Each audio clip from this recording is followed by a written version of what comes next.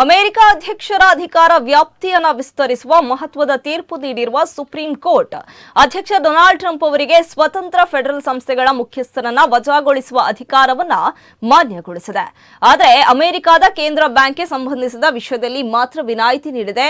ನ್ಯಾಯಾಲಯವು ಕೇಂದ್ರ ಬ್ಯಾಂಕ್ನ ಆಡಳಿತ ಮಂಡಳಿ ಸದಸ್ಯೆ ಲಿಸಾ ಕುಕ್ ಅವರನ್ನ ಹುದ್ದೆಯಲ್ಲಿ ಮುಂದುವರಿಯಲು ಅವಕಾಶ ನೀಡಿದೆ. ಇದೇ ವೇಳೆ ಅಧ್ಯಕ್ಷರು ತಮ್ಮ ಇಚ್ಛೆಯಂತೆ ಹಲವು ಸ್ವತಂತ್ರ ಸಂಸ್ಥೆಗಳ ಮುಖ್ಯಸ್ಥರನ್ನ ವಜಾಗೊಳಿಸಬಹುದೆಂದು ಬಹುಮತದ ತೀರ್ಪಿನಲ್ಲಿ ಸ್ಪಷ್ಟಪಡಿಸಿದೆ. ಈ ತೀರ್ಪಿನ ಪರಿಣಾಮವಾಗಿ ಫೆಡರಲ್ ವ್ಯಾಪಾರ ಆಯೋಗ, ರಾಷ್ಟ್ರೀಯ ಕಾರ್ಮಿಕ ಸಂಬಂಧ ಮಂಡಳಿ, ಮೆರಿಟ್ ವ್ಯವಸ್ಥೆ ಸಂರಕ್ಷಣಾ ಮಂಡಳಿ ಹಾಗೂ ಗ್ರಾಹಕ ಉತ್ಪನ್ನ ಸುರಕ್ಷತಾ ಆಯೋಗ ಸೇರಿದಂತೆ ಹಲವು ಸ್ವತಂತ್ರ ಸಂಸ್ಥೆಗಳ ಮೇಲಿನ ಅಧ್ಯಕ್ಷೀಯ ಅಧಿಕಾರ ಮತ್ತಷ್ಟು ಬಲಗೊಂಡಿದೆ. ತೀರ್ಪಿನ ಬಳಿಕ ಪ್ರತಿಕ್ರಿಯಿಸಿದ ಟ್ರಂಪ್, ಅಧ್ಯಕ್ಷೀಯ ಅಧಿಕಾರಿಗಳಿಗೆ ಸಂಬಂಧಿಸಿದ ಅತ್ಯಂತ ಮಹತ್ವದ ತೀರ್ಪು ಇದಾಗಿದೆ. ಈ ಐತಿಹಾಸಿಕ ಪ್ರಕರಣದಲ್ಲಿ ಜಯ ಸಾಧಿಸಿರುವುದು ನನಗೆ ಹೆಮ್ಮೆಯ ಸಂಗತಿ ಎಂದು ತಿಳಿಸಿದ್ದಾರೆ.